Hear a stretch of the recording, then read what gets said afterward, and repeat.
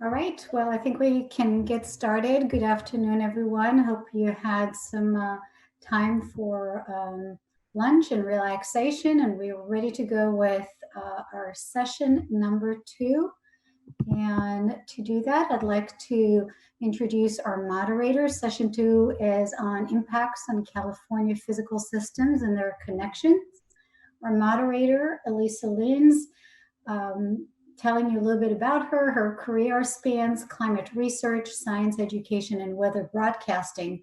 With a master's in atmospheric science, she joined the Department of Water Resources in 2006 to carry out flood and precipitation forecasting in the California Nevada River Forecast Center, then managed the climate change program. She supervised our scientists and engineers working across California, developing adaptation and mitigation strategies for the water sector. Elissa has won both Technical and Management Excellence Award at DWR and hosts weather and climate videos. She won an Emmy in 2003 while at KXTV Sacramento's chief meteorologist. She initiated the platform for the Sacramento View weather page and wrote a weekly weather column. Her annual 16-page Weather Wizard won the Golden State Award from Newspapers in Education. Elissa chaired DWR's Climate Change Technical Advisory Group, the interdisciplinary team that released perspective and guidance for climate change analysis for water management in August 2015. She currently works from her home, as many of us do, in Sacramento. So welcome, Elissa, and I'll turn it over to you to, and if I can ask that you introduce our speakers one at a time, and we'll just work through it together.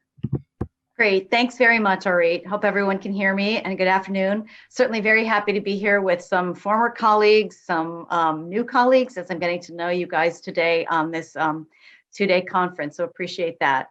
This next session will combine water-related climate change indicators, their stressors, the consequences of various impacts on the coastal and inland waters, and then also some of the implications of these cross-sector linkages and the cascading impacts like we identified in the goals of this conference. You'll hear in this next session about the resilience, or in some cases lack of resilience, of a few key representative aquatic systems, and a few opportunities, I think, for us to support resilience going forward. I'm certainly very interested in the details of this session because some of them are in my wheelhouse while others may not be. With my background in meteorology, I always want to hear more about blocking ridges and atmospheric rivers and snowpack loss. But there are results of these phenomena that we'll hear about in this next panel on some lake temperatures in California, the frequency and intensity of both flood and droughts, coastal fog changes that impact habitat, and upwelling modifications that disrupt the food chains. And one of the key themes you may notice here, I think, in this session is that shorter than annual timescales are really important for these linked impacts. That even came up in the last panel, and I had already identified that as a fairly common theme in this session. So that's something to keep in mind as we go into the next indicators report. And as Ben Hatchett mentioned, some of those go down to hourly. We don't have hourly in our panel session, but I think there's certainly indicators that we want to track at shorter timescales. And today we'll be hearing at least about shorter geographic location scales. And also there's some promising types of systems that do provide their own unique resilience to climate change, at least thus far. And we should probably try to protect those, or they could be capitalized upon. By that I mean leveraged, not monetized, to foster resilience. So while the big picture is still pretty stark in terms of the hydrologic changes for snowpack loss and more intense extremes and runoff timing shifts, there are some smaller scale features that have some ability to buffer these trends, and those are certainly worth looking at more closely. So they asked us to say just a little bit about our own work, and mine is in water management. I'm the climate change program manager for the California Department of Water Resources, and our team works on planning studies, both for DWR, which runs the State Water Project, and also to assist local water managers with data and tools to prepare for the new hydrology. We're currently working on our own climate action plan, the adaptation process for DWR, We recently published a new methodology for examining more rain, less snow trends in the state's prime reservoir watersheds. Earlier, in fact, there were some graphics that kind of harkened back to that paper. And we also produced the annual hydroclimate reports with the state climatologist who also belongs to DWR. You heard from him earlier, and that's Mike Anderson. So our team works very closely with the state climatologist's office, and many of the variables and trends that we track are carried directly into the indicators report. So our group at DWR has a very strong working relationship with Carmen's group. So that's kind of all I'd like to say as an intro. And what I'd like to do is introduce the excellent panel members that we have. I'm going to give a quick recap of the titles of the talks, and then one by one, as they're going to present, I'll I'll say a few words about each of the speakers, and then we'll have a group discussion afterwards like we did last time, and we'll be taking your questions that come in from the Zoom Q&A box, so not in the chat, but if you can send them into the Q&A box, we will monitor those and hopefully have some time for discussion at the end of the panel. So the 4 talks that you'll hear in this session are changes in ocean conditions along the California coast, hydrologic resilience from summertime fog and recharge, a case study for Coho salmon recovery planning, the implications of climate change for water resources, and climate change in the Sierra Nevada, consequences for aquatic systems. So our first presenter is going to be Dr. Marisol García-Reyes, and the talk is changes in ocean conditions along the California coast. She's with the Farallon Institute, and her research focuses on relationships between ocean conditions and marine ecosystems and how they're impacted by climate. She also studies how extreme events impact marine ecosystems and how marine and terrestrial extreme events are connected. A big part of her work involves synthesizing large and diverse data sets into simplified but relevant physical and biological indicators that can be analyzed together. I've shortened some of her bio there, so please check out the conference materials and you can find more about her background. And now we'll head it over to Marisol. Thank you, Elissa. And thank you everybody for the invitation. I want to share my screen, but I think you need to stop yours.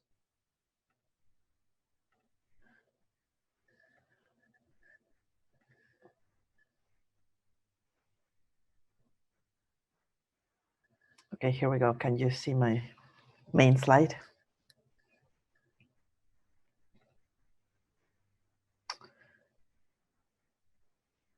Sorry, I'm not hear anything, so I don't know. Yes, we can see. Okay, perfect. Thank you.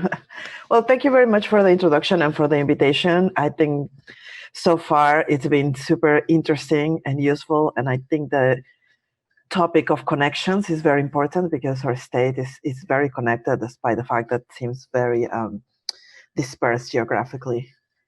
And so I'm going to talk about how climate change is impacting our coastal conditions, but I'm going to try to first connect with the large-scale climate that we kind of talk about a little bit in session 1.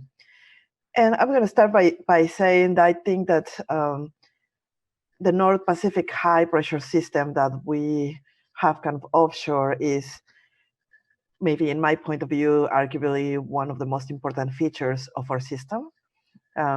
This high pressure system that you can see here, this is very strong and relatively stable during the summer, and it tends to migrate south during the winter and weaken a little bit. But what is important about this is that in our hemisphere, the winds, the atmospheric circulations around this system is clockwise.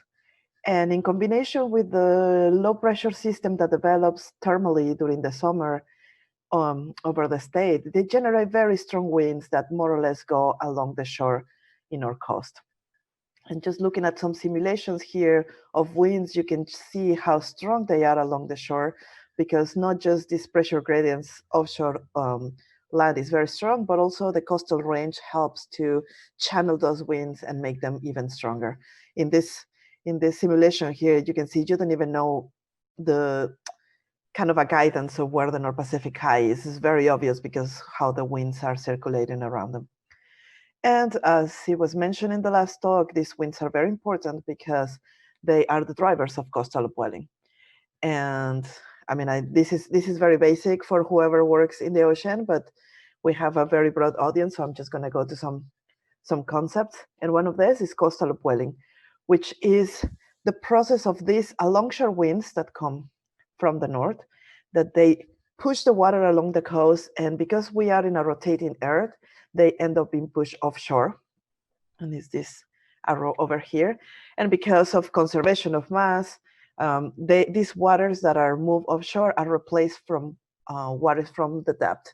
And this is what we call upwelling. So deep waters coming to the surface, and these deep waters are cold, obviously, but also they tend to be more acidic, low in oxygen, and very rich in nutrients. And this is what it fuels our very amazing marine ecosystem. Another signature of upwelling is the sea surface temperatures, because these deep waters are colder than the waters that are at the surface at that moment. We see a very strong signature. And SST, sea surface temperature, it is a very good indicator of upwelling. In this map, it's just average of temperatures through the years and through the year. And you can see that in the north coastal area, I mean, temperatures are colder than in the south, but also near shore are colder than offshore. And this particular signature is because of this upwelling process. And just to connect a little bit with other system, which is what we're here in this workshop, I want to say that the North Pacific High, it's also a very important feature for precipitation over land. When it's strong during the summer, kind of park offshore California, the North Pacific High deviates the storm tracks so they don't reach our state. And this is why we have a Mediterranean climate. Of course, the North Pacific High migrates a little bit to the south during the winter, allowing these storms to pass. But this is very variable. And then we have a lot of variability in rain during the winter. And I mean, I guess we all know that. And just to show you how all these things are connected, this last plot shows in color what are the regions that are connected or correlated between the winds that cause upwelling in the precipitation over land. And all the green points represent trees, because what is indicating is that when we have a strong high pressure system, we have a strong upwelling winds. But at the same time, those are the years that we tend to have less precipitation over land and less tree grow. Vice versa, if we have a weak or migrated south high pressure system, we have weaker upwelling and generally cool, warmer ocean conditions, but those years are the ones that we tend to have high precipitation and a lot of tree growth during the year. So our system is very coordinated on land and ocean so far. But now, coming back to what actually I'm supposed to be talking about is the coastal conditions. First, let me show you what are the quote normal conditions in our system, because that determines how they're going to change in the future or are changing already. So in the right panel, I'm showing the annual average of upwelling index. The further to the right, it is a stronger upwelling. Here is the SEER panel, and these are measured or calculated along this green diamonds here along the coast. And you can see that in the north, it seems that there's very weak upwelling. However, it's because it's only strong in a very short period during the year. In the central north of our state, it's very strong, and it seems to be stronger in the southern part just because it is year-round, even if it's weaker. But it's still an important component.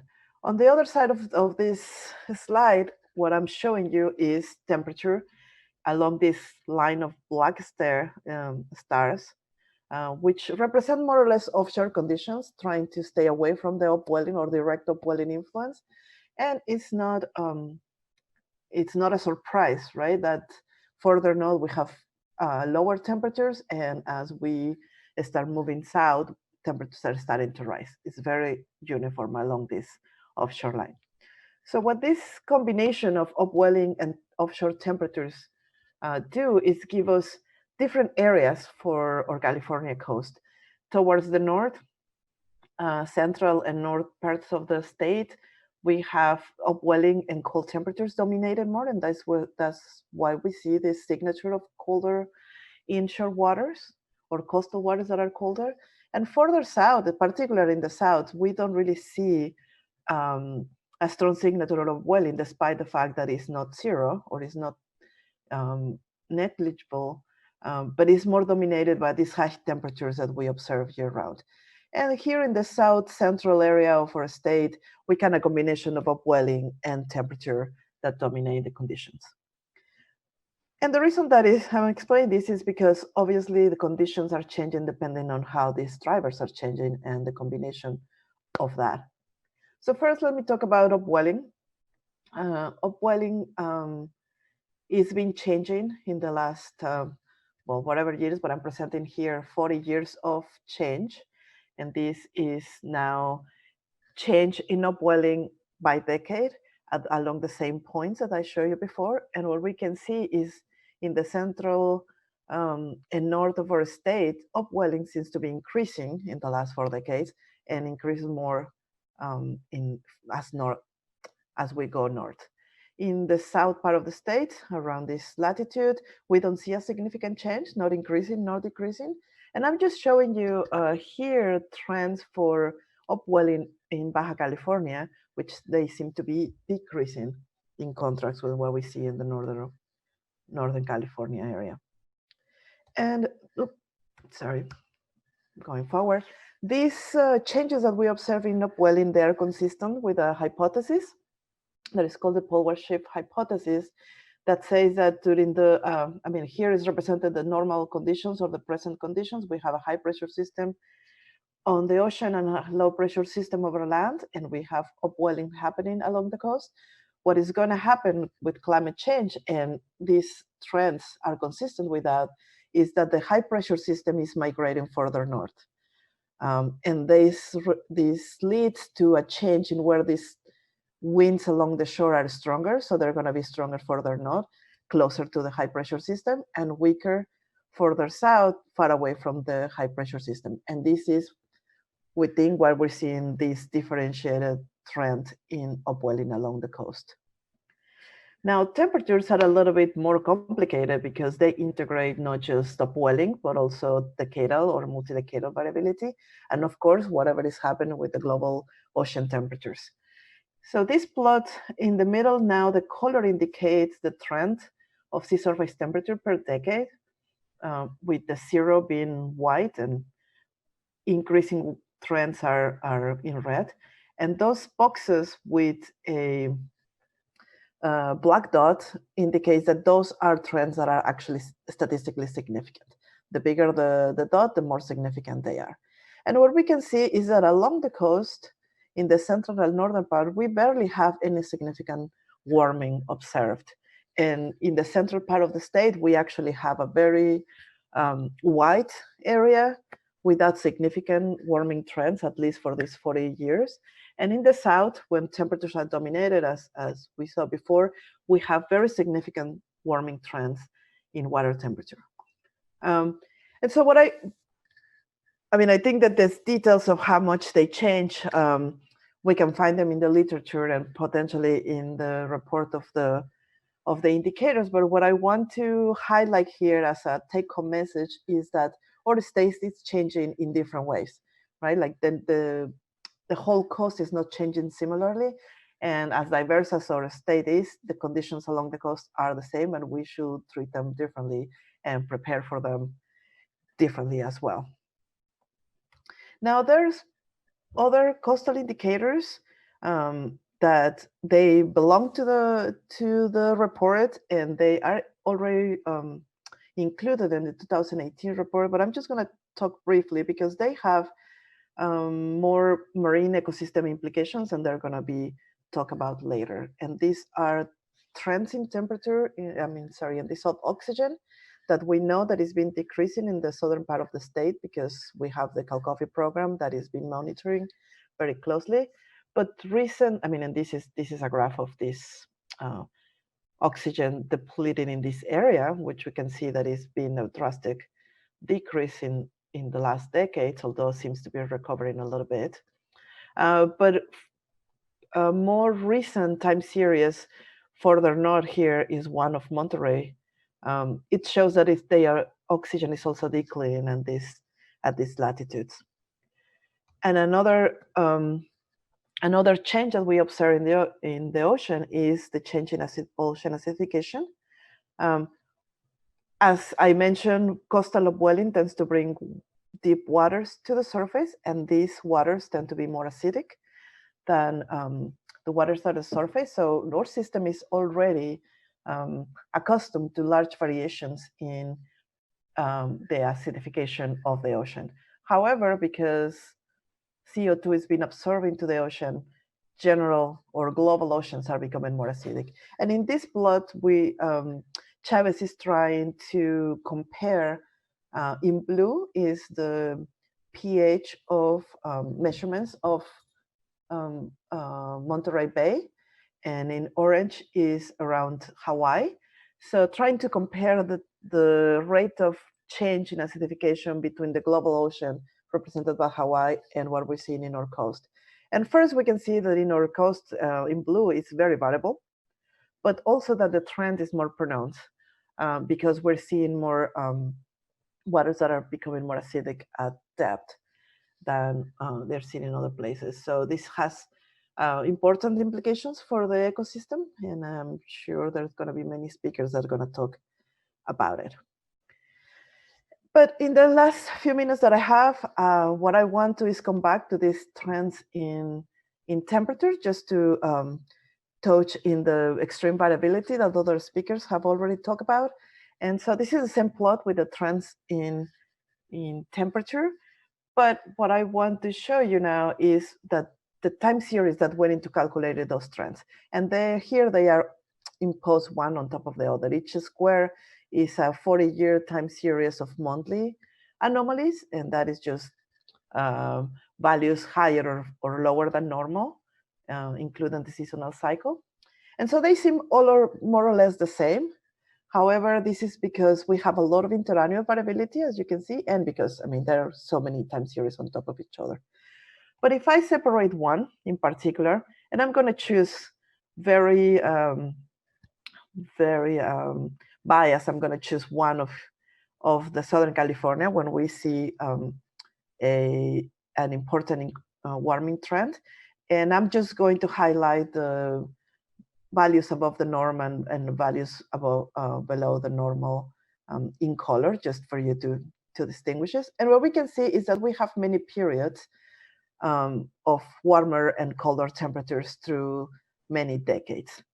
Lately, however, let me make a point here that some of these high temperature periods are associated, as Samantha mentioned, with El Nino. This is what we are used to. We have an El Nino event on our coastal conditions, tends to be warmer. And now these are classified as marine heat waves. That are periods when we have extreme warming values. But this is a relatively new concept, so we didn't used to call them that way. However, lately we have many of these marine heat waves and very intense. And in particular, I mean, I think we all going to talk about this 2014-2016 marine heat wave that was a combination of a marine heat wave that arrived not from the coast, not from El Nino, but from the Gulf of Alaska, associated with this resilient ridge that Samantha mentioned. And then it was followed by a very strong El Nino that generated this gigantic marine heat wave. But at the same time, it has not been the last one. And we have had others, particularly 2019 seemed to be an important marine heat wave year. And the reason that I'm mentioning this is because so far we've been thinking about climate change impacts in terms of changes in the mean trend or the mean state, thinking that things are more or less stable or we cannot deal with variability. But as I'm seeing from session one, and I'm sure this is going to go through the entire workshop, we're starting to pay more attention to these extreme events because they have the most important consequences for ourselves and for our ecosystem. And so far, the climate models are indicating that the frequency of these events can be increasing And of course, they are on top of the changes in the mean state, which can make them devastated for the ecosystem sometimes. And I think that's all I have to tell you. So thank you very much for listening. And I don't know if we have time for questions. Thanks very much, Marisol. I think we're just going to do all 4 of the talks and then take all group questions together that have piled up. And I don't see any in the chat right now, so thank you. Perfect, thank you. So Orit, unless I hear differently, I'm going to go ahead and introduce our next 2 speakers. And so we have a pair of speakers for the next presentation. So I'd like to introduce Dr. Lori Flint and Alicia Torregrosa of the USGS, the U.S. Geological Survey. Dr. Lori Flint has been with the USGS since 1986. She's recently retired, but continues working on projects as a scientist emeritus, investigating the influence of climate change on snow processes and water availability, landscapes, forests, and ecosystems in California, the Western US, and locations throughout the globe. She works alongside natural resource managers to develop state-of-the-art, scientifically based information upon which to base water management and landscape resources planning decisions. And Alicia Torregrosa is also with the USGS Southwest region, conducting research to address uncertainties in coastal fog dynamics and impacts to ecosystems subjected to climate warming. She applies her research expertise in ecosystem dynamics, GIS, and remote sensing to address natural resource management questions. And again, there's a little bit more in their bios in the online conference materials, so you can check those out. So over to the 2 of you for your presentation on hydrologic resilience from summertime fog and recharge, a case study for Coho salmon recovery planning.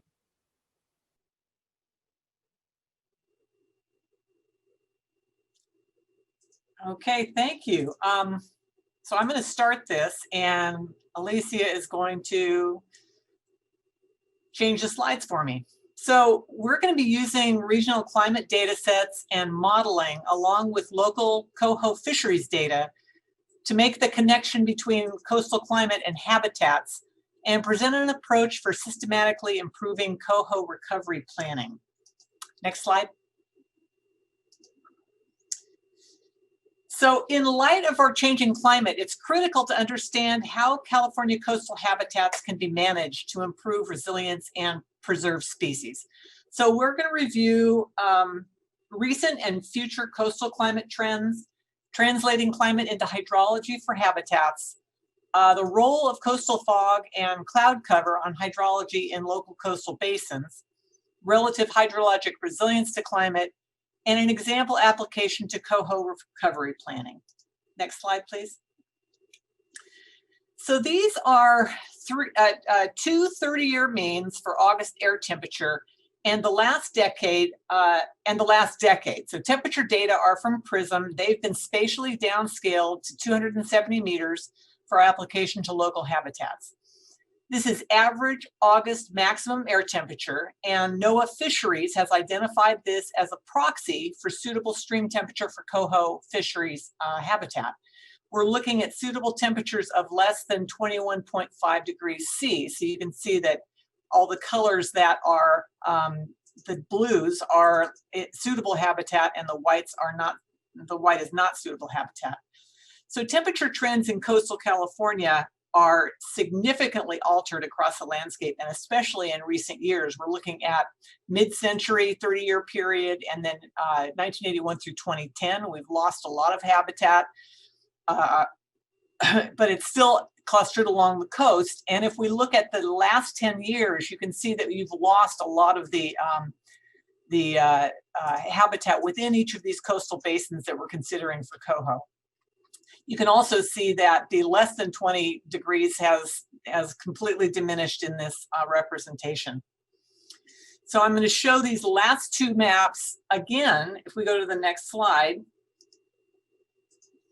And so they're repeated on the left-hand side so that we can look at how changes are looking at into the future, and to show them in comparison. So these are all scaled the same, and you can see that warming has expanded further to the coast, heating most of the coastal basins in the future climate scenarios. Although the coastline itself in the future scenarios suggests that perhaps the future scenarios are not very well representing the coastal fog influences right at the coastline. Much future modeling at the regional scale is being done, and climate models continue to improve in characterizing existing conditions. However, this also requires, in order to prepare the models, the collecting and processing of fog and low cloud cover data. This helps in characterizing not only current conditions, but to calibrate future projections as well. Next slide, please. So characterizing coastal habitats doesn't just rely on the climate, but how it's translated in hydrology. In this application, we used a regional water balance model to calculate spatially distributed recharge and runoff. This model is a monthly gridded regional water balance model that calculates all the water balance variables on the basis of climate data. It's downscaled to a fine scale for habitat application and incorporates soils, geology, and vegetation. The soil and water storage conditions have a lot to do with whether or not available water becomes runoff or recharge, and recharge occurs at the rate of the shallow bedrock permeability. So it's spatially distributed along with geologic type. Recharge is that component of the water balance that becomes the late season base flow in stream channels that helps to keep the channels cool through the hot part of the season. Next slide, please. Annual recharge in the orange and runoff in the blue are calculated for the Russian River. Next slide, please. It's calculated for the Russian River Basin, and it's shown here for historical on the left-hand side of the three graphics and three future climate change on the right-hand side. So it's indicating that recharge, you'll note that recharge is generally more resilient to extreme precipitation years where you have high rainfall, where it doesn't change as much, and in low precipitation years, it doesn't change as much. Therefore, it can be considered an extremely important component of coastal stream habitats as the climate warms, because it is much more resilient to these big changes. Next slide, please. So back to the maps of the region, this is recent recharge minus the historical mean. And in the first one on the left, it indicates that average annual recharge has been declining. This is looking from the 1981 through 2010 and subtracting 2011 through 2020. So this is a recent change, the recent trend, and showing that it's relatively stable throughout the region on the coastline. Future projections, however, indicate a range of potential conditions depending on the model. So now Alicia will explain why these processes matter for coastal habitats.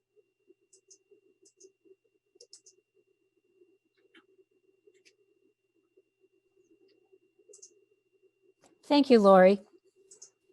So before we go away from these maps, I want to point out that the recharge patterns, although in the future mid-century warm, wet scenario is very different from the mid-century hot, dry scenario in terms of absolute recharge, notice that the patterns are very similar. Those places that have high recharge are still the same places that have high recharge. And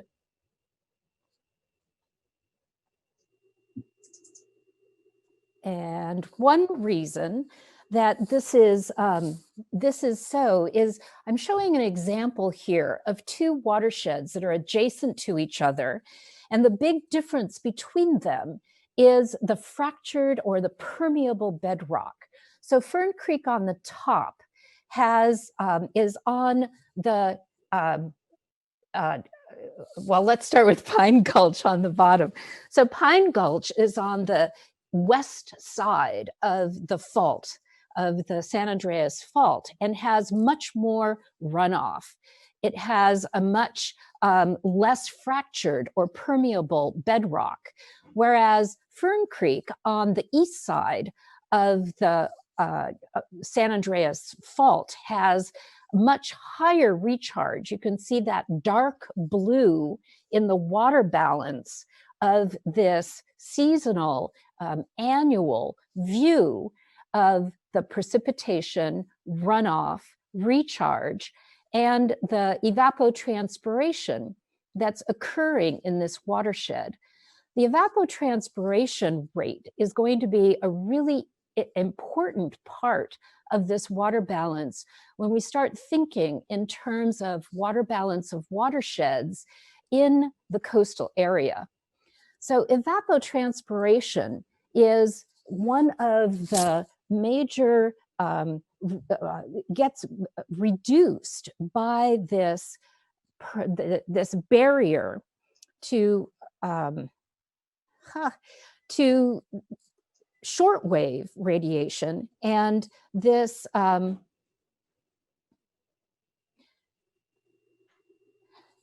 the reduction can be up to 25%, as Chung et al. Showed in 2017. This reduction then reduces the plant water demand, and as this diagram of the hydrology and energy flow that is impacted by fog and low cloud shows, the effects on this short wave are going to impact the air temperature as well as this recharge measure. In addition, there's the fog drip that is adding precipitation, occult precipitation, and Sawaski and Freiberg, I hope you can see these. My chat is not allowing me to see it, but Sawaski and Freiberg in 2015 showed this 200% increase in stream flow for low flow streams. So that's represented here in this diagram. So bringing these two major areas together was something that was not part of the recovery plan for the Coho fisheries, but this is something that could make a large difference in some of the millions of dollars of habitat restoration and recovery that will affect the fisheries. So how to include this into the fisheries restoration efforts? As Marisol was describing earlier, the northwest winds affect not only the upwelling, but also the fog belt along the coast of California. This is a map of average hours per day in the summertime of fog and low cloud cover. So by adding the recharge component to this, we can then create the indices that show where are the areas, where are the geographic areas of highest resilience, those areas where fog, low cloud, and recharge combine to add hydrologic capacity, that add water or create the barrier to the loss of water within these watersheds. So adding these two together as an index allows us to look at each of these population units, and this is the map on the right that has each of the Coho population units as defined by NOAA Fisheries, and bringing these two indices of recharge that has a very strong geographic component, as well as coastal fog that also has a very strong geographic component, together into this resilience measure, can then identify these areas under climate warming that have resilience to these climate warmings. And I'll point out that it's not only in the northern areas that Marisol has so beautifully graphed out, is the areas where there is increased upwelling, there is increased wind in these last decades of trends. But in the Coho Central Coast area of this endangered species, it's also in the southern part that there are some areas of very high resilience. And these would be the areas where investments under future warming conditions would be well made. So I'm going to just give you a moment with the citations so that you can take some QR snapshots of that. And I think we may have a minute for questions. Thank you. I think what we're going to do is do your poll question and then do the specific questions that come to you guys. Well, I can do one. Actually, I can prompt you one now, and then we'll get your poll up. So just a real quick question, since you do have a minute left. How could we reduce the uncertainty in fog, low cloud cover data sets or measurements in order to better protect future fog presence and the extent so imperative for conservation planning in the coastal watersheds?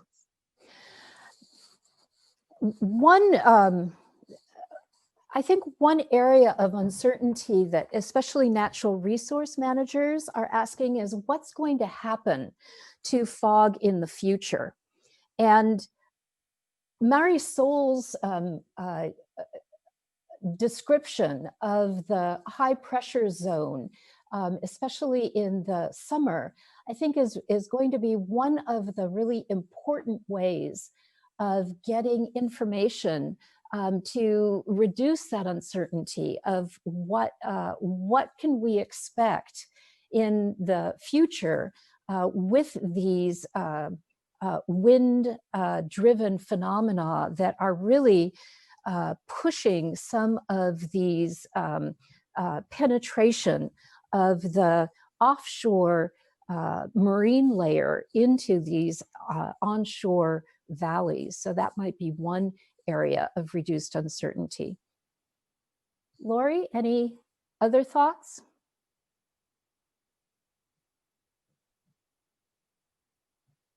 No, I think you did a great job. Thanks. Okay, we're going to do one of our occasional little quiz questions, and this comes from Marisol earlier. So maybe Orit can pop up that question for us and read it off. Yeah, I'm going to actually wait for Mary to do that. Okay. So let's see if she can pull up the poll question for us. That'll be just a pause before we get to our next two presentations.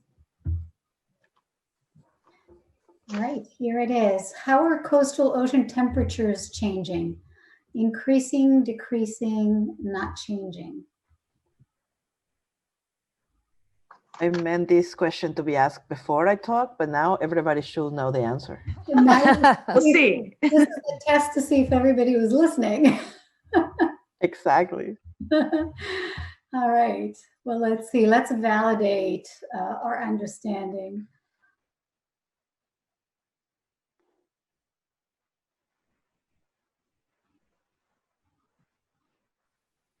All right. And we're just waiting for Mary to close the poll and post the results.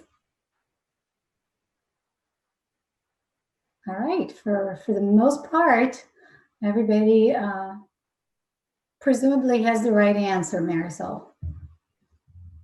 Not exactly, no.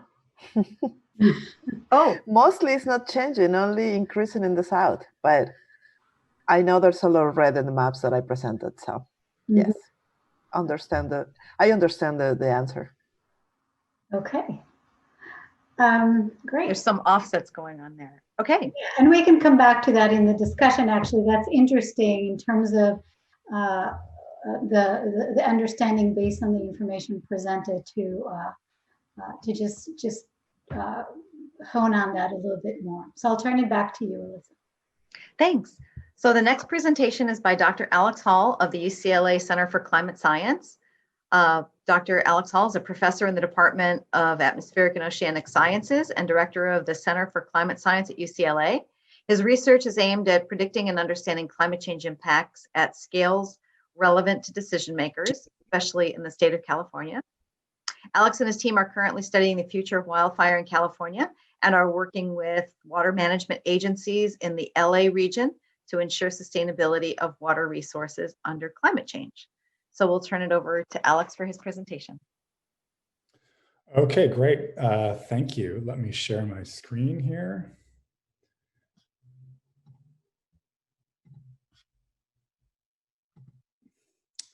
Am I good to go here? Yes. Okay, great. So I wanted to talk today about the implications of climate change for water resources. I want to thank the organizers for inviting me here. This is a really stimulating discussion and set of presentations. At the Center for Climate Science, our work is very oriented towards the future. And so we produce a lot of information relevant for future climate. And so this talk is really going to be about future indicators that are relevant for water resources, although a lot of these things that I'm going to be talking about are already emerging. So let's see. In a series of studies over the past few years, we've been examining the implications of a changing climate for a lot of hydrologic variables like precipitation, snowpack, and streamflow in California. And we've relied on a couple of tools. One tool are coarse resolution climate models. These are global climate models. These are really our best tools for making future climate change projections. And then we also do regional climate change projections with simulations that we develop internally at UCLA. And today I'm going to be showing the results from these different studies. All of these results pertain to the end of the 21st century. They assume an ongoing increase in greenhouse gas emissions so that by the end of the 21st century, we have a kind of a business as usual scenario where they just keep on increasing as they have been. But I know a lot of you are interested in what might happen by the middle of the 21st century, so an earlier time slice, or maybe for a lower emission scenario like the Paris Climate Agreement. And if you're interested in that information, a very simple rule of thumb is to cut the numbers that I'm about to show in half. So that's just something to keep in mind as I go through these numbers, but this is going to be focused on the end of the 21st century, business as usual increases in greenhouse gas emissions. So I'm going to give you the headlines first. Number one, we lose a lot of snow. Number two, the big atmospheric river events, like the ones that were spoken about this morning by Marty Ralph, they get bigger. Flooding increases dramatically because of the loss of snow and the increase in precipitation during big events, and the dry years get drier. So I'm going to go through these four different pieces one at a time. So first, the loss of snow. There is an overall average loss of snow just due to warming. And this is just showing the Sierra Nevada. It's tilted a little bit to the left. So you can see San Francisco on the lower left. And then there's this, you can see the elbow that characterizes the border between Nevada and California, and kind of the center, the upper left quadrant of the map. And then there's this area of beige and yellow colors and brown colors that show the loss of snow in the Sierra Nevada.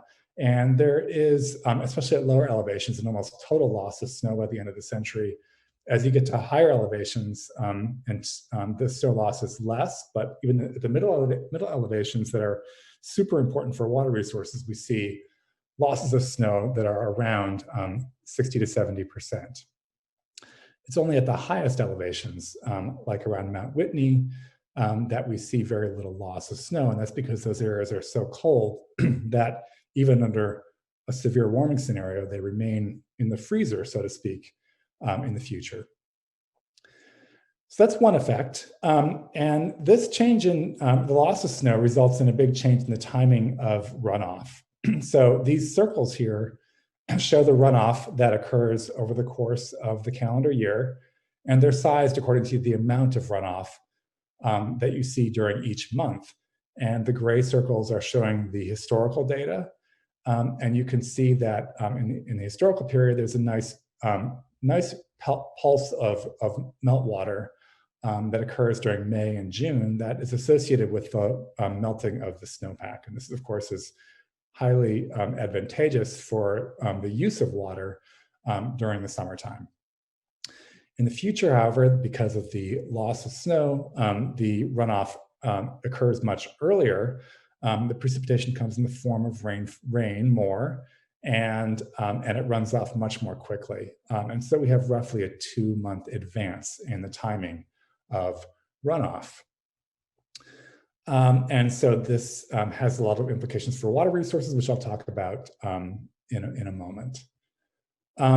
The warming has another important implication, and this is now shifting gears from just the changes in the average conditions to the changes in the conditions during particular weather events. And the other implication of warming is that there's just more water vapor in the atmosphere when big precipitation events occur. So when there's an atmospheric river event, this means that as this moist air ascends over the topography of the Sierra Nevada, more water is wrung out of the atmosphere, and this means that the precipitation increases. And we did some experiments where we look at the change in precipitation during the most extreme atmospheric river events. These would be like the AR4 and AR5 categories that Marty Ralph talked about this morning. We find that under a future warming scenario, the precipitation goes up on average about 25%. But because it's warmer, a much smaller fraction of that precipitation is coming as snow. And so the loss of snow and the increase in overall precipitation means that there's a huge increase in runoff. And these changes in snow and runoff are very elevation dependent. And so we can start to think about different watersheds as being differentially impacted by these changes. So, for example, if we look at these lowest 2 elevation bands, we see that there's a big loss of snow. That's what I'm showing in the left column here, somewhere around a 60% loss. But there's an increase in runoff. In the critical and mid-elevation bands between 5,000 and 6,000 feet, we have an 82% increase in runoff during an extreme atmospheric river event that's accompanied by a 60% loss in snowpack. And then when we go to these higher elevations, we get, of course, more precipitation overall, and a much greater loss of snow, although fractionally it's very similar. But look at these increases in runoff, a 265% increase in runoff during a big precipitation event. And again, that's just because so much of that precipitation is coming in liquid form. And at the highest elevations, the effects are also large, although proportionately, in terms of the snowpack anyway, not quite so large. So this is very elevational dependent, these different effects. So just to summarize, during these extreme atmospheric river events, we have about a 25% increase in precipitation. That's associated with the warming as well. And then there's a 30% loss of snow. And so the overall runoff increases disproportionately, about a 50% increase overall in runoff. Of course, that's very dependent on location, watershed, and elevation. So the total precipitation during a particular water year is generally determined by a very small number of large atmospheric river events. This was material that was covered also this morning. And this means that when we have an increase in precipitation during these extreme atmospheric river events, this means that the wet years that contain those big atmospheric river events generally occur more frequently. And so if we look at interannual timescales, we see that the wet years are happening more frequently in the future. So if we look at a year like 2016, 2017, that was a rather wet year. And that occurs, if you look at the historical record, with a frequency of about 1 in 25 years. So it's it occurs 4 out of every 100 years in the historical record are water years that have that magnitude of precipitation. And we can look at the global climate models now and ask ourselves, how does the frequency of these types of events change in a warmer world? And it turns out that if you look in the northern and southern parts of California in these global models, they occur about 2.5 times more frequently by the end of the century in both the northern and southern parts of California. And that, again, is to be expected if we can imagine that there's just more water vapor in the atmosphere when precipitation occurs, and therefore wet years get wetter. But the interesting thing is that if we do the same analysis for dry years, and we ask ourselves, well, how frequently do these dry years occur? So a dry year is an example of a dry year is like the 2013-2014 water year. That occurred roughly once in the historical record, so a very rare dry year. Those types of events also become more frequent. So about twice as frequent in Northern California and more than twice as frequent in Southern California. So we have bigger swings between wet and dry years, at least according to the global climate models. So going back to the 4 lessons, just to review for you, we lose a lot of snow. These big atmospheric river events get bigger. Flooding increases dramatically, and the dry years get drier. So bigger swings between wet and dry. And we're very confident about some of these changes. The temperature-driven changes, like the loss of snow and the dramatic increase in flooding during big precipitation events, those are signals that we have a lot of confidence in them because they're very closely tied to the warming, and the warming itself is something that we are very confident in. The other things, like, for example, the dry years getting drier, these are more linked to atmospheric dynamics, and that's an element of the global climate model projections that we're less confident about. So those signals require more analysis, but this is a good first step in terms of understanding what the future brings in terms of changes in extremes between wet and dry years. So just to close out, I wanted to talk about some implications. So I think there's an obvious implication for water storage. To maintain the same water resources, the loss of the natural reservoir, which is the snowpack, has to be compensated for by an increase in other forms of storage. And moreover, when you increase these swings between wet and dry years, this means that more water has to be stored in the wet years to get us through these deeper dry spells. And so I think we have to think really, really deeply about how to store more water. And I thought there were innovative ideas presented this morning about changing rule curves, for example, of reservoirs to increase water storage. And then likewise, and we also may have to think about groundwater too, and increasing storage in groundwater. That's one of the big untapped reservoirs in California. We also have flood control implications. So if we have a big increase in runoff, this means that we have a major flood control challenge. And again, requires us to rethink the rules and regulations that are associated with existing water resource infrastructure like reservoirs. And then finally, I wanted to talk a little bit about fire. We know that the warming has a very straightforward impact on fire risk through a desiccation of fuels and warmer winds, which just make fires worse. But in addition to that, there's kind of a subtle effect of the change in hydrology where you have these big increases in wet years leading to the buildup of more vegetation, which then dries out during these much drier years. And that increasing back and forth between wet and dry yields more fire danger and more fire risk in the dry years because there's more vegetation that's been dried out. And so this is a factor too behind, I think, the increase in fire that we've seen and future projections of changes in fire. With that, I think I'm going to close and pass the baton back to the moderator. Thanks. Thanks very much, Alex. Appreciate that. And interesting to hear you harken back to something that was said earlier this morning as well about that. Maybe we need indicators for how fast things flip back and forth between extremes. So something like that might be of interest.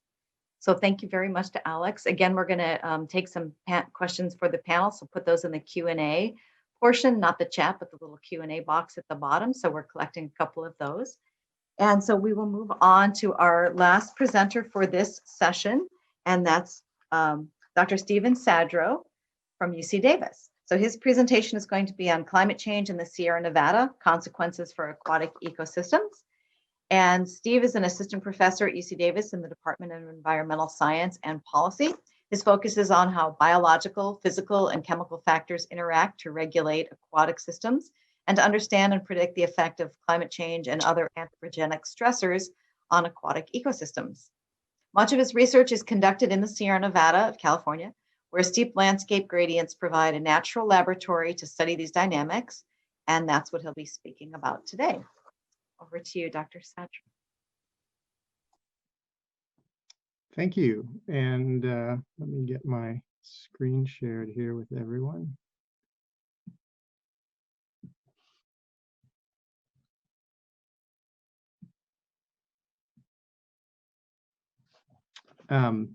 Thanks for both the invitation to come and talk a little bit about some of the empirical measurements we've been making at mostly one watershed site that I'll talk about in the Southern Sierra, and an opportunity to tell you a little bit more about some of the broader bioregional scale work we're trying to do to investigate the impacts of climate change on mostly lakes. And really, when we're talking about lakes in the Sierra, we're talking about tens of thousands of small ponds and lakes. The majority of them are probably not much more than 200 to 300 meters across and not much more than 10 to 20 meters deep. But they represent a really important component of the water storage system for the state. There are biological and ecological hot spots, oftentimes in a relatively low productivity environment, especially at higher elevations above tree line. And I think, as we alluded to earlier with some of the introduction talks, especially mountain lakes sort of hold both cultural and spiritual significance for a lot of people. So understanding how they're responding to climate change is both important scientifically from the standpoint of understanding fundamental ecosystem processes, but I think also something that's really near and dear to a lot of people for a lot of different reasons. Before I get going too much, I want to just take a moment and acknowledge both a number of people who have been involved in a lot of the data that I'm going to be presenting today, and then also some of the funding agencies that have been really critical in supporting the research that we've been doing over the years. Much of the work I'm going to talk about originated as a study looking at the effect of acid deposition in the early 80s that John Milak started and Jim Sickman carried through for a number of decades. Then eventually it morphed into a project looking more broadly at ecosystem responses to anthropogenic change, and climate change became the focus.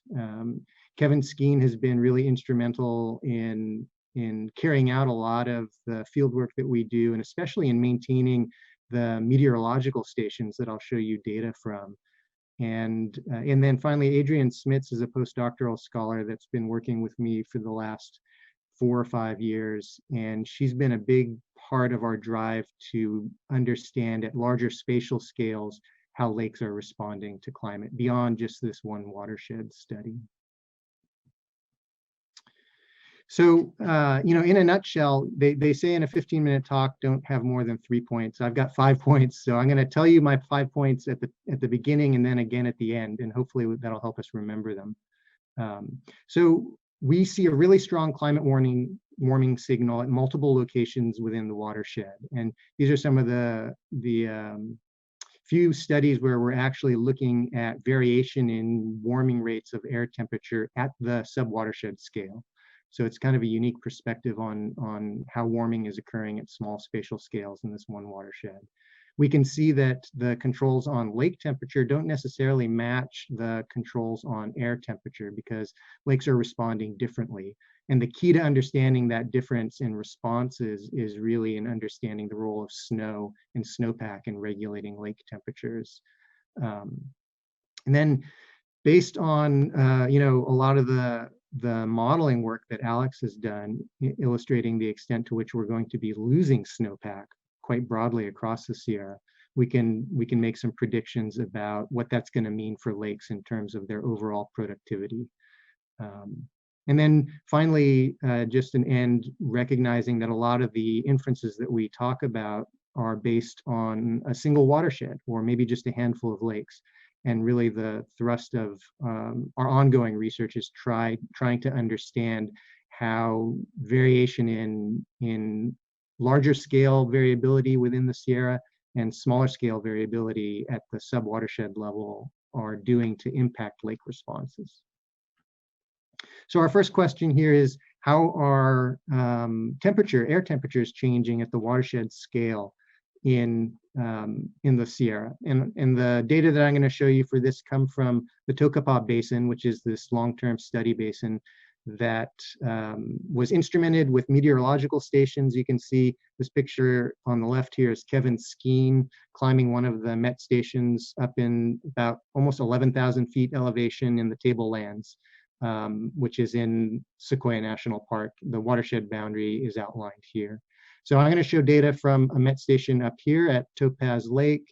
I'm going to show another one from a Met station at Emerald Lake, and then a fourth one from a station just at the base of the catchment that were data collected by the National Park Service. And I guess I just want to point out that a lot of these data are now available in a book that we just compiled that captures not only the 35-year plus data set from this watershed study, but also from a series of synoptic limnological surveys that were done over those 30 years as well. So when we look at air temperature trends in the Tocopah Basin, we can see two things that pop out. This plot on the left shows change in mean annual air temperature over time. And then on the right, those means are just shown as a bar plot. The rate of warming is shown as a bar plot. We can see that there's a strong warming signal in annual air temperature, and also that warming rate seems to vary. There's a little bit of elevation dependence in the warming rate that we see, with higher elevation sites warming at a higher rate than lower elevation sites. And consistent with other patterns, I think a lot of empirical measurements made in other locations, we're seeing a majority of that warming coming from nighttime air temperatures. So we've established a really clear pattern of warming in air temperature. What's that mean for how lake water temperature is responding? And in a global context, there was a recent analysis that was done by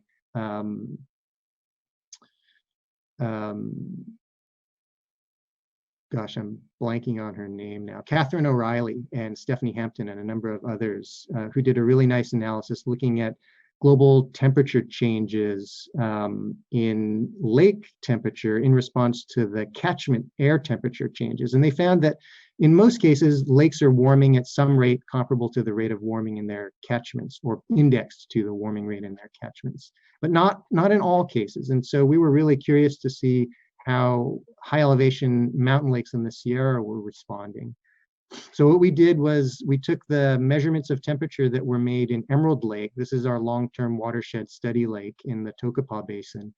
And we combined measurements of temperature made in the lake from the outlet stream with measurements that were made periodically at different times during the summer. And then since 2007 with measurements that were made from instruments that were deployed throughout the water column in the lake that measure continuously and at high frequencies.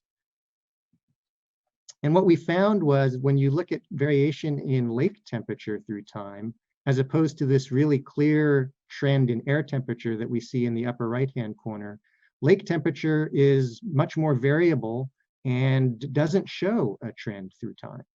And this was a little bit surprising, given the strength of the warming signal that we saw in air temperature. But when you start to think about the Sierra in the context of snowpack, and as Alex pointed out, the importance of snowpack in driving a lot of the hydrological patterns, we can see that we were missing a big part of the story. And as part of this long-term watershed study, we've also been measuring, manually measuring SWE every year. And so we do early April SWE snow survey.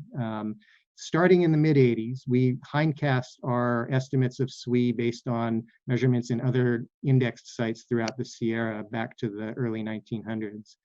And the thing that pops out when you look at the historic record in snowfall for the Tocopah Basin is that it is highly variable, right? And we see this combination of very wet years in blue and very dry years in orange, with some smaller fraction of years falling in between. And you can see what that looks like on the ground with the April conditions. Here's that 2014-15 super dry year where there was virtually no snow. And I think this is maybe from 2017, one of our really large snowpack years. So what does this variation in SWE mean for variation in the hydrology of the system? Here's a plot that shows that variation in SWE through time. And we can see in this upper right-hand plot that that maps really closely with our measurement of total discharge. That means most of the water from the snowpack is melting off and flushing out of the catchment each year. And then if we divide our snowmelt hydrographs shown in this bottom plot by the snow years, with the blue years marking the really wet years and the orange years marking the really dry years, we see that in really dry years, snowmelt is beginning earlier and ending earlier, and the melt rate is slower. And that has really important implications for the heat budget in the lakes. And probably most importantly, because it regulates the timing over which the lakes are free of ice. So we see as the amount of snowpack accumulates, that the date on which the lake becomes free of snow and ice extends. So in big snow years, the lakes are simply covered by snow for longer, which prevents them from absorbing incoming solar radiation.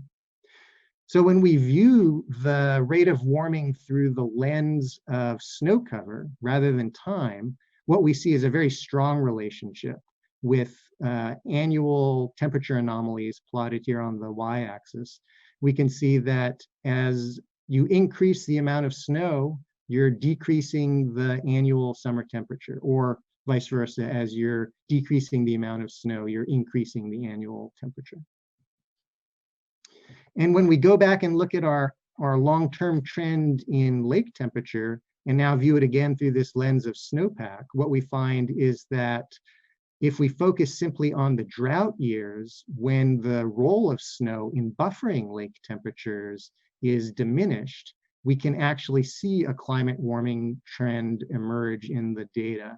And this rate of warming that we're seeing, about 1/4 degree per decade, is fairly consistent with the global average rates of lake warming. But then we start getting into some really interesting questions related to what's driving variation in lake temperature in those drought years.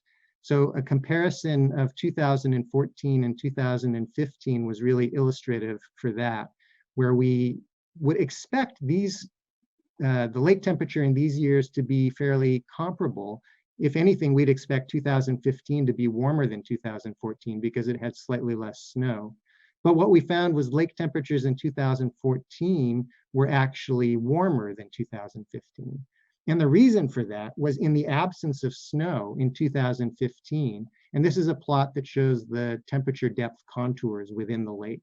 So depth is on the y-axis, day of the year is on the x-axis. And then this is a heat map that shows you the distribution of temperature in the lake. You can think of it as a topo map, but looking at a 3-dimensional distribution of heat for the lake.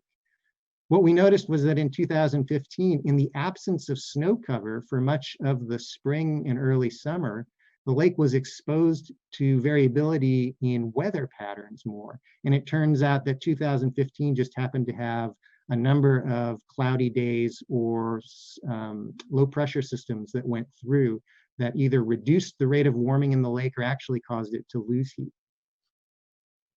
So what are the implications of climate change for these small mountain lakes? Some of the things that we've documented are related to the productivity of the lake. What we find is that particulate carbon and particulate nitrogen concentrations show an increasing trend in time, but again, only in those drought years. And in part, that's because in drought years, what we're finding is the lakes are warming earlier, nutrients are becoming available at a slightly earlier time, and in a slightly higher concentration because of less dilution from large snowpacks. This fuels larger rates of primary production. And we also see this same pattern in the wintertime. in part because of thinning or reduced ice cover, which allows more light into the lake. In this middle plot, you can see the incident of light shining through the ice pack, and then at ice off, the lake becomes open water.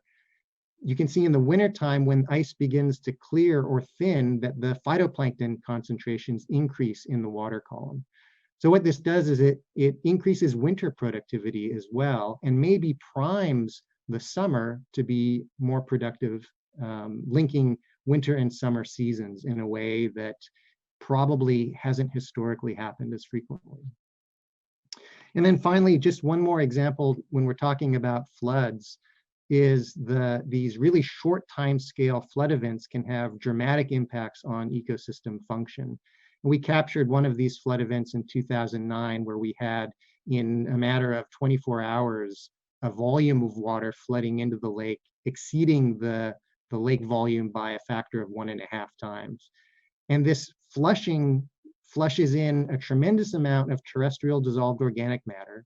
It changes the composition of organic matter in the lake, and it flushes out phytoplankton, with the net result being that the gross primary production in the lake is depressed and the rate of ecosystem respiration increases associated with all that carbon coming in from terrestrial sources. So these lakes go from being small sinks in CO2 to becoming larger sources of CO2 to the atmosphere. And I think I'm running short on time, so I'll just wrap it up and talk about how we're trying to develop an understanding for the implications of an analysis of really just one location and one watershed more broadly throughout the Sierra, recognizing that there's a lot of other factors, local and regional scale factors, that are going to mediate the role of variability in snow on lake ecosystem function. And so we've created a network of instrumented lakes throughout the Sierra, the California Mountain Lake Network, we call it CAMELON. And we are measuring high frequency measurements in each of these lakes of things like temperature and dissolved oxygen to try and understand how individual variability in these lakes and their watersheds drives differences in the lake responses. And here's an example from 2 lakes in the Tahoe Basin that are just 20 kilometers apart, but have dramatically different sensitivity to differences in snowpack. And then more broadly, we're just trying to link these changes in the physical and chemical attributes of lakes associated with climate change with broader aspects of their ecosystem function. And I appreciate your patience. I think I probably went a minute or so over. Well, that's not too bad. We're pretty close to on time. So thank you very much, Alex. Appreciate that. Oh, your key points went away kind of quickly. That's fine. You have a poll question, so we will use your poll to round out your talk. Great, thank you both. So here is the next poll question.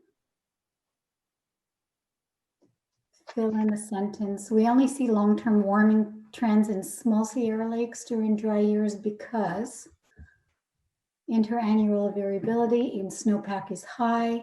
Snow and ice cover regulate when lakes begin warming and how long they gain heat. Years with large snowpacks flush lakes with larger volume of cold meltwater for a longer period of time. And the last one, all of the above. So let's see. And it'll be great, Stephen, if you can speak to the question once we get the results.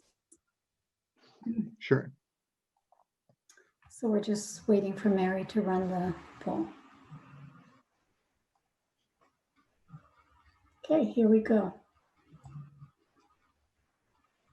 Yeah, and that right? is it. Oh, sorry. Oh, I just said, does that look right? I'll let you say that it probably is. Yeah, it really is all of the above. All those factors are contributing to why we don't see a clear pattern across all years. Great, thank you. Thanks for the poll question, and we'll close it. And Elissa, given the timing, and we have a break at 2:45, I'm wondering if we can just invite all the presenters to turn on their video and we can just have a discussion and then break at 2:45 so we can maximize our time together. Yeah, that sounds good. A couple questions came in the Q&A, so I'd encourage everyone as we start in some of these questions that if you have one for this panel, please insert them into the Q&A section, and I'll try to keep tabs on that as the folks are answering. I'm going to start with the two that I've already seen come through, and then I have one question for the whole panel, and then we should hopefully have time for a couple more that come across.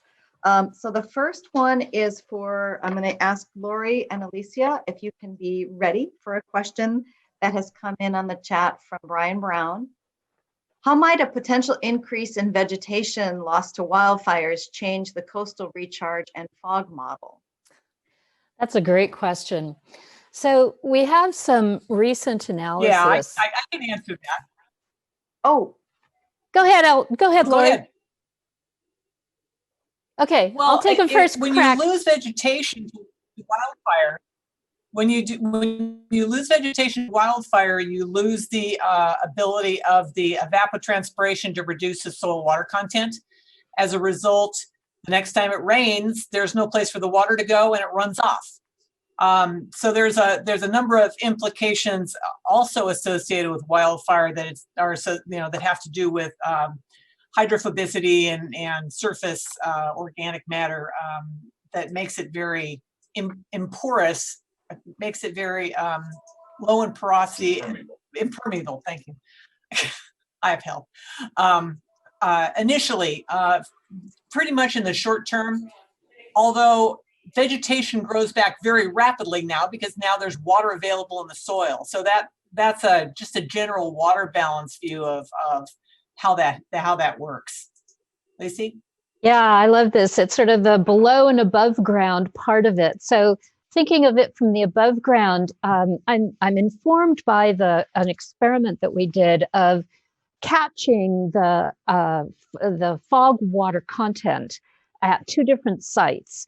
And these are two sites that were the same distance from the ocean, at the same elevation on a ridge top. So elevationally and topographically, and in terms of the marine layer, the stratus that was coming in that became fog, everything was the same. But the difference between them was that one site was in the grassland, and the fetch between the ridgetop and the ocean was all grassland.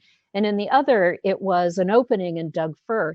And we got 5 times more fog water, liquid water content from the mesh that was in the grassland than in the Doug fir. And we thought, that we would get more in the Doug fir, but it was the forest, the Doug fir between the ocean and the ridgetop was basically wringing, or at least this is our current hypothesis, it was wringing out the water from the air mass.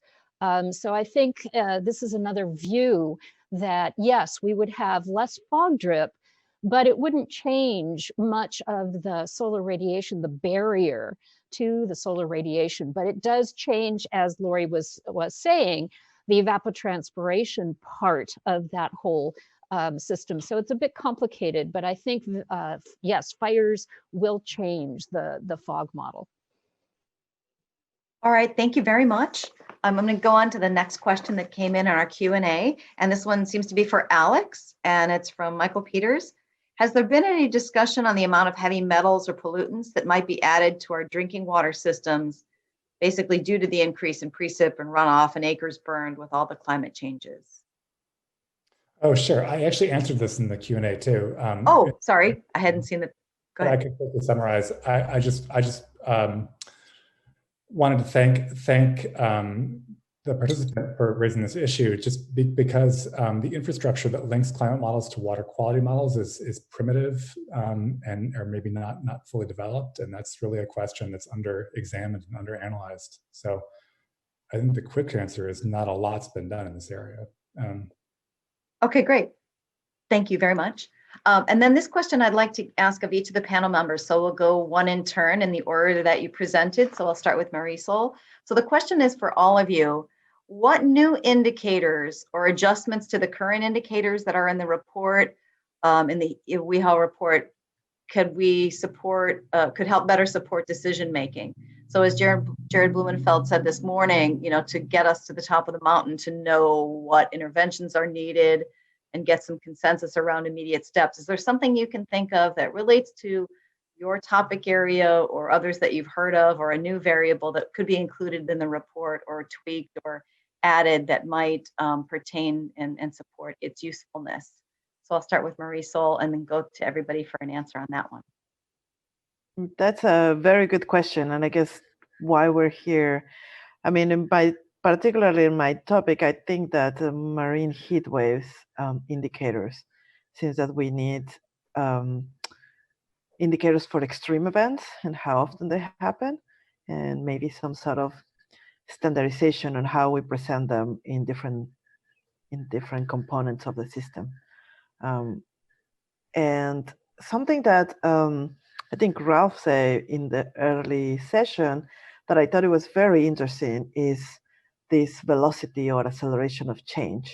That probably we should consider an indicator of how quickly things are changing, because our policies for mitigation or adaptation are just going to be as good as we're capable of keeping up with the change, with the rate of change.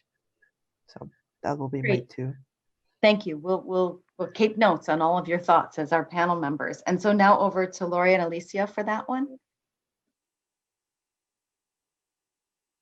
And I guess I'll well, I think Alicia and I will have different answers to this. I think that I would like to note that the soil health is something that should be really considered more in a sort of holistic way in response to climate change, because the better your soil health is, the more you're maintaining water in the watershed, you're increasing your recharge, you're reducing your fast runoff and water quality issues. And it's I think that as an indicator, it's something that can be addressed and prioritized for large-scale management activities and strategies. Alicia. Yeah, that's a great one. And there's Marisol's graphic that showed the high pressure, the low pressure gradient. There's a real need to know how much that's changing.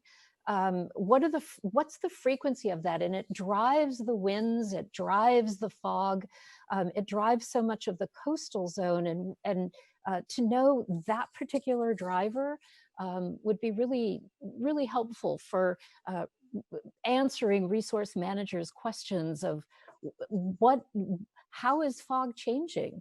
How do we look at it for the future? That's great. And I'm just going to take a slight detour and come back to the last two panelists for that same question, but do a follow-up to Alicia for a different question that came related to that. So what if fog is impacted itself by climate change? Because what you presented sort of seems to maybe indicate that, we're keeping fog status quo, but the other things are changing. Would that have an impact, and how do you see the impacts of climate change on the fog itself? Yeah, that's such a beautiful view of ecosystems, because they are connected, and these are flows that are the biosphere connected to the atmosphere. So yes, I think that it's those connections themselves, the flows themselves, that are incredibly valuable to keep track of. Great, thank you. And then so we'll continue on with the question about, move to Alex for the question on the indicators. What new indicators or tweaked indicators might we like to see added to the next OEHHA report? Yeah, that's a thought-provoking question. I think one thing that is happening in the kind of atmospheric and climate space is looking a lot at different types of precipitation events and trying to discriminate among the different types of events. And there was a little bit about that this morning with this categorization of atmospheric rivers, and Marty was showing that the really big ones have very different impacts from the milder ones. And then there are also precipitation events that arise from different types of synoptic disturbances. and they have different topographic footprints. They obviously, where they make landfall has a huge impact. And so, I think there's room for some more sophistication in tracking different types of precipitation events and not just tracking precipitation itself. So that's just a very high level response to that. Yeah, that's a good point, because the annual certainly doesn't tell you which kind of storm it was. The atmospheric river plots sort of tell you during the year maybe what the dates were of those events, but maybe to keep cataloging the types of weather you're getting to see if what types of regimes are changing, that might be interesting. Okay, so now we'll go to Steve for that question on thoughts on new or different indicators that might help us with the cascading impacts. Sure. I think in a way, I would reflect some of the things that others have touched on. From the perspective of ecosystems, recognizing that climate impacts are often multifaceted, or result from the response in the ecosystem itself from interactive effects among climate drivers. It would be interesting to develop indexes that might be ecosystem specific that reflect those interactions, rather than working from the more proximal, climate indexes that we're used to working with.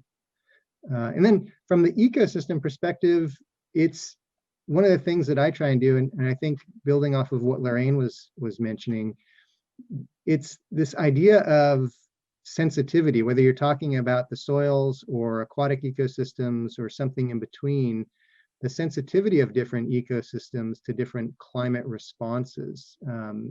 So developing an indexed understanding of ecosystem sensitivity, I think, to different aspects of climate change is a useful idea. Okay, great.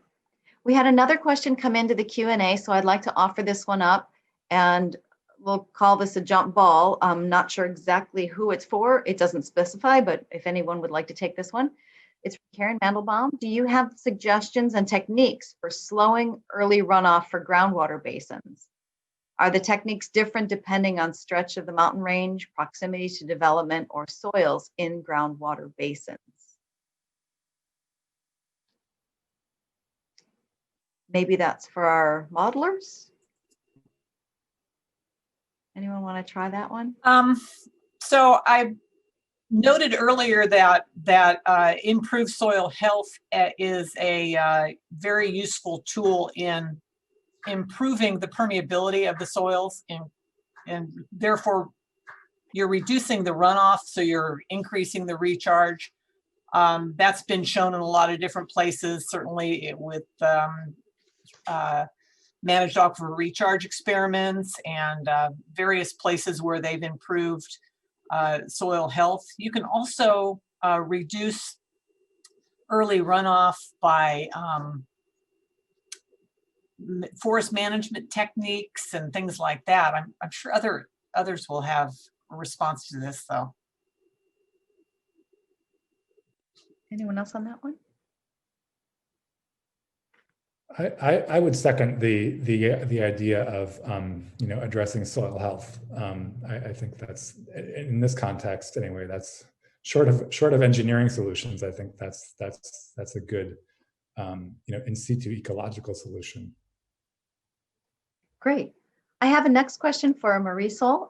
This is about the blob and the ridge, all the fun quotable acronyms, or I guess nicknames we give different weather features. So one, I wanted to follow up on the conditions on the blob and how that's related to the ridge. The blob is the water and the ridge is the high pressure cell. And then also it seemed that earlier today, the warm waters of the blob were associated with the high pressure ridge. But then you'd shown a graphic, a schematic that had as the high pressure ridge moves to the north, that it actually changes the upwelling, and so that it goes more further north with it and might be cooler there. So it seemed a little, I don't know, maybe you could just explain those mechanisms a bit more deeply. No, thank you, Elissa. That's an interesting question. I didn't really have time to talk about that, but a little bit what I took first and what Samantha explained too with El Nino is that in California, normally what we have is what El Nino events represent is a lot of rain most of the time. And this is because it also weakens the high pressure system somehow, and so allows more rains to arrive to the coast. And those are, well, whatever is normal or in the past that we normally associate this. But during the blob, it was a completely different situation. Especially during the first years of a blob, we already were in an extreme drought condition in the state and in the West Coast.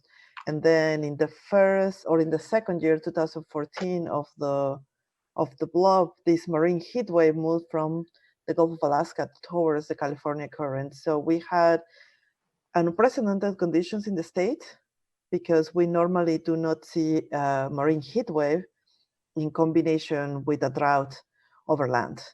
We usually have hot water and precipitation, or drought and relatively cold waters.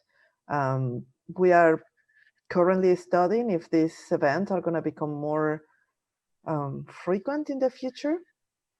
And we don't think that's going to happen in terms of changing the dynamics of the Northeast Pacific.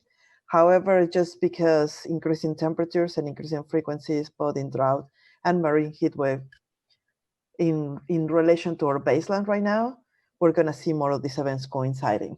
And not so much as extremes, but just because the baseline keeps leave behind and behind because of the trends in temperatures. So one thing that I will say about this is this event was unprecedented, right, in these conditions, but also it took us by surprise to the scientific community. I don't think that we have predictions of this happening, and it has taken us a few years. I mean, we're in 2020, and we're still trying to figure out how all this happened. And so I think that we are going to be seeing more surprises like this with climate change. And although we cannot prepare for things that we cannot foresee, we need to be aware that we still don't fully understand all the climate systems, and in particularly these extreme events, and we definitely need more research on that. Yeah, well said. And the interaction between the atmosphere and the oceans there's a lot there to study. This is for Steve, so I'd like to pop out a question for you. And it relates to one that Heather Tallis has asked in the Q&A. So I'm going to paraphrase hers and then sort of modify or expand the question itself. She mentions that she hadn't heard earlier today. We did discuss something she asked about, which is sort of this concept of climate velocity, or which areas are responding more quickly. That we'd like to find a way to track what did Mike Anderson call it, the derivatives, to get a feel for that. So she asked, can the panelists comment on whether this is already included or it might be a useful addition? I think we agree that it would. And then that sort of gets into a different type of question for you, but humans often envision the environmental change as a gradual process, but it does often occur very rapidly, as we've noted today. So are there examples of tipping points too that we could reach that might dramatically alter the ecosystems that we need to have on our radar? Yeah, I think that's a great question. I think I can address the second question more directly first. The climate velocity question, I think, is an interesting one from thinking about the rate at which ecosystems are responding to some of the changes, not only in terms of the rate of the changes themselves, because sometimes those velocities are different, and they differ because of the interactive effects, I think, that are often driving ecosystem responses. With the second question, as far as tipping points go for Sierra Lakes, it's probably unlikely. The interesting thing about the Sierra as an ecosystem is that, thinking about the aquatic ecosystems, they're already highly adapted to an ecosystem that's very variable. right? I mean, the scale of variability in snowpack and the variation in temperature, an average temperature or maximum temperature that a small Sierra Lake experiences is fairly large compared to most temperate lakes in general, for example. And so these are ecosystems where the communities, the ecology of the systems are already fairly well adapted to a high scale of variability, which is good because hopefully that makes them resilient. And the thing that you might see though is, and this is dependent on the climate projections themselves, you know, prolonged drought, I feel like has the greatest potential to cause ecosystems to reach some kind of threshold or tipping point, especially since a lot of these smaller aquatic systems in the Sierra might actually dry up by the end of the year, depending on the type of catchment they're in, or depending on this transition from snow to rain, and the nature in which the snow reservoir disappears. So I think probably the biggest concern would be for those ponds in the Sierra that might have their hydrology dramatically altered as a result of prolonged drought periods. Great. Okay, we just have another minute or two in this session, so I'm going to take one last question that appears to be for Lori and Alicia on soil health. It's from Barbara Washburn, follow-up regarding improving soil health. How much additional infiltration can be gained from improving soil health? Any estimate, 10, 15, 25%? Or what would be the benefit in comparison to the investment needed? We did a statewide analysis for the 4th climate change assessment, looking at all of the working lands in California.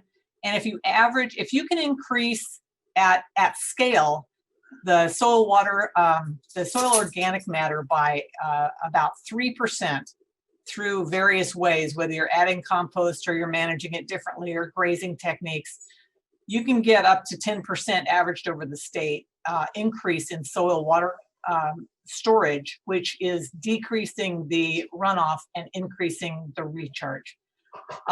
That's averaged over the whole state. So there are places where the soil health is currently diminished, that if you can increase it with management and there is adequate rain to take advantage of the increase in soil water holding capacity, then you can have quite a dramatic effect, up to 30% in some places. So, it depends on what the costs are of getting that either compost or management strategies to the particular locations, and how big of an effect you can do it at a watershed scale. Thanks, Lori, and thank you very much to all the panel members on this session on impacts on California physical systems and their connections. Really appreciate all your expertise today and your time to present your talk. So thank you very much. And we're at 2:45, and I'll send it back to the facilitators.